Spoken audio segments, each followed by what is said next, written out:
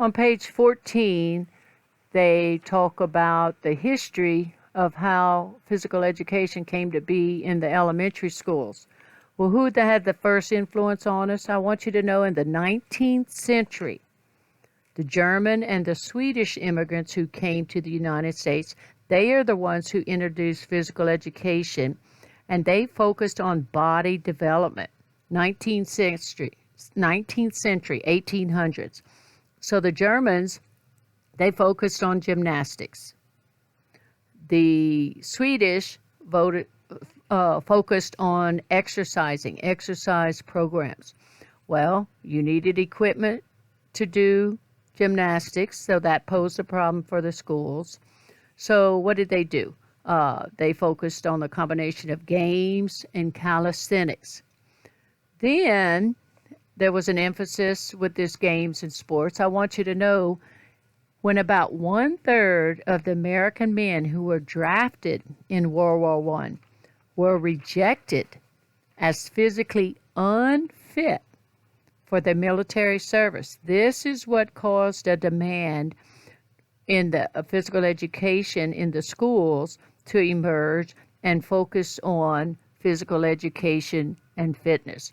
So because 1/3 of our American men who were drafted into World War I were actually rejected because they were physically unfit. This is when the interest came into training programs emphasizing games and sports. Then we had a national concern about physical fitness. In the 1950s, there was a renewed emphasis on fitness. So I want you to know about this Cross-Weber test, Kraus, Cross-Weber test of the fitness levels. They looked at the fitness levels of the United States children and the European children. This is in 1954. Well, the press publicized the comparative weakness of our United States children. They took 4,000 students from the New York area and compared them to the Central European children. And we didn't look good. So, because of that, I want you to know what came to be was the President's Council on Physical Fitness in Sports. President's Council on Physical Fitness in Sports was established to promote physical fitness amongst our school children and citizens of all ages. What was its emphasis? Its emphasis was placed on children's physical activity and nutrition. Physical activity and nutrition. So I want you to know there was a renewed focus on this fitness and physical activity and physical education due to this Cross-Weber test. What are some pedagogical influences? Pedagogy, meaning teaching from within your subject area, within your content, teachers, professionals, identifying the need for methods, instructional methods in PE. So there was a movement education that I want you to know about that originated in England and was incorporated into the United States in the late 1960s. It was kind of a revolt against a structured fitness program, calisthenics done in a formal regiment military style because of this President's Council. Some of the teachers were teaching for fitness rather than presenting a balanced PE program with skills and concepts. So this movement education featured problem solving and exploration. This grew out of a concern for our students who actually had some learning disabilities. So they focused on calisthenics and things of this nature. Perceptual motor programs, they Oh, here's the learning difficulty. My mistake. So now it's the learning difficulty. Those students who were slow academic learners. My mistake. So here in the perceptual motor programs, their focus was to help remedy those students who were having learning difficulties, because theorists believed that children progressed in an orderly way and so in other words, we learned from our head to our foot, which is called cephalocaudally, meaning doing things starting from the head and working our way down to the feet. And then we learn from the center of our body working outwards, which is called proxima distally.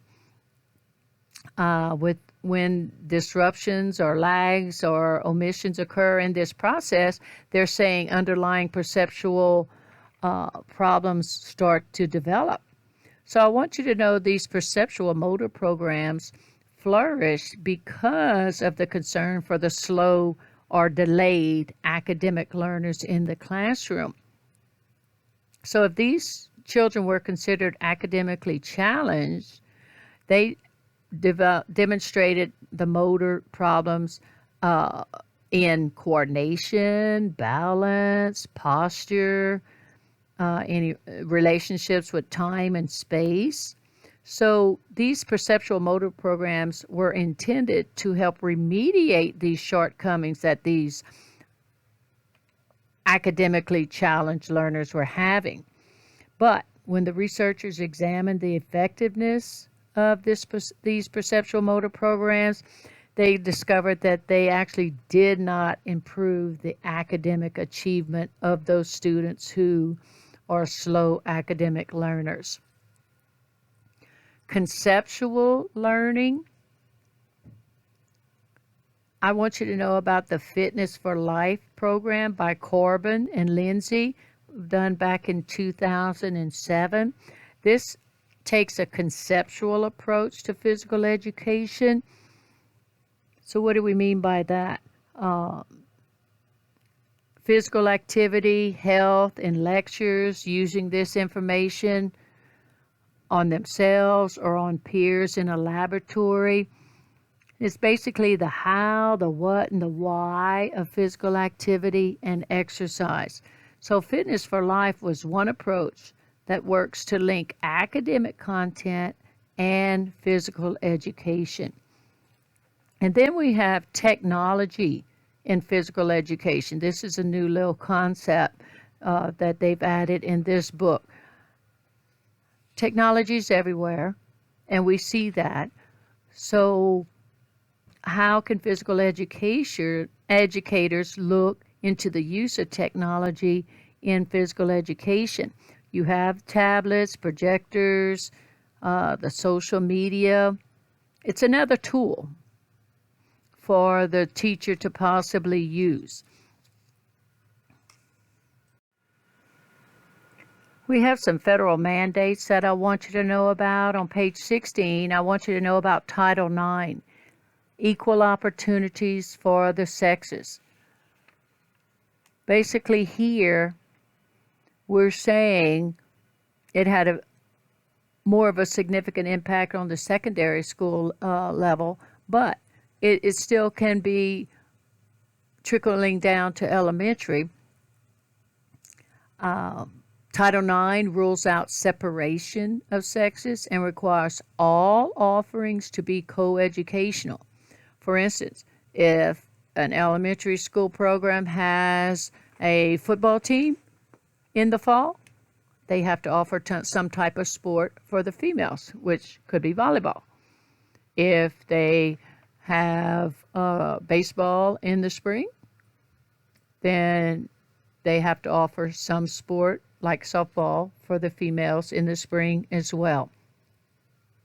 The second federal mandate I want you to know about is Public Law 94-142, PL 94-142.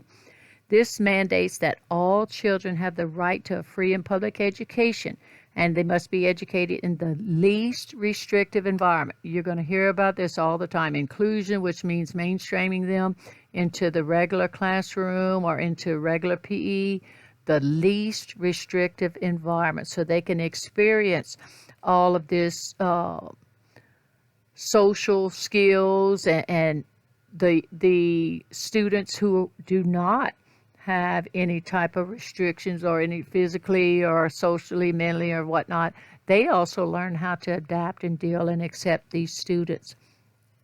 So inclusion, least restrictive environment. I want you to know that many teachers lack the educational background and experience or even the inclination to handle children with disabilities. So what is our answer? We can't ignore the problem. We need to provide teachers with the knowledge and the constructive approaches that allow them to teach children with all levels of ability successfully. All levels of ability successfully. So you're going to see that there's also a Public Law 101-476 mandates that each student receive a specific learning program. What is that? An IEP. An IEP. On page 17, they talked about the Child Nutrition and WIC Reauthorization Act of 2004. I want you to know in 2004, more than 65% of Americans are overweight or obese, according to the National Center of Health Statistics. So what is much of this increase attributed to? A decrease in physical activity. A decrease in physical activity. So with that exposure, that has helped us to promote the need for physical education. We've done a great job with the vending machines to help not increase the number of calories consumed and have healthier choices. But what are we saying if we do not have a PE program, if we do not set aside 30 minutes a day for these elementary schools to do PE? What are we saying? PE is not that important. But you can't do it by just calories alone and watching what calories they consume. We have to increase their physical activity level. On page 17, they also talk about Every Student Succeeds Act. That was signed into law in 2015. It was signed into law to reauthorize ESSA, which had been in law for over 50 years, and replaced the No Child Left Behind. That was in 2002. So basically, ESSA is seen as a positive for physical educators, a focus on a well-rounded education for all students. Well-rounded education for all students. Lastly, we have our last PowerPoint. Contemporary social influences, the nationwide concern for health and physical activity. What you need to understand and realize here, every decade, every 10 years, the United States sets out goals and objectives to help guide us as a nation to promote health and decrease disease or disease prevention to improve health. So right now we're focused on Healthy People 2020. It used to be Healthy People 2010.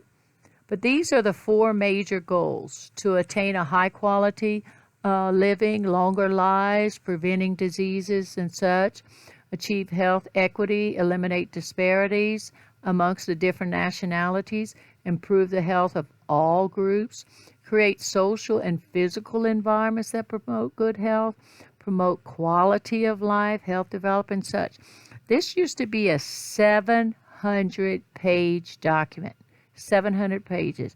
Now it's electronic, so I'm not sure how many pages it is, but it goes into such minute detail concerning nutrition, concerning weight issues and stuff, all about human wellness, that they even get down to trying to increase the number of fruits and vegetables, or just fruits a day, or increase vegetables a day, and increase it from what it was to what it should be, or decreasing those who are smoking. It's very detailed, this Healthy People 2020 document.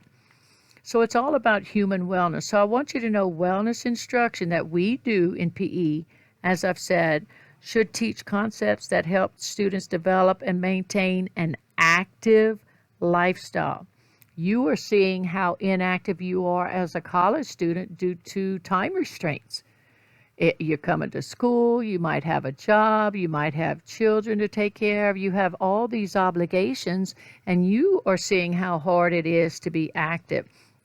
But the Surgeon General report on physical activity and health back in 1996, that was the first national level report to actually outline what health and wellness benefits have for the physical activity of all age groups. So, what is our takeaway for Chapter 1?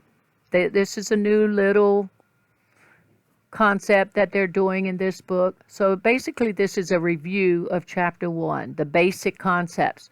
We want to create a quality PE program. It's complicated but necessary. Number 2, systemic and properly taught PE can greatly affect the overall health of our youth.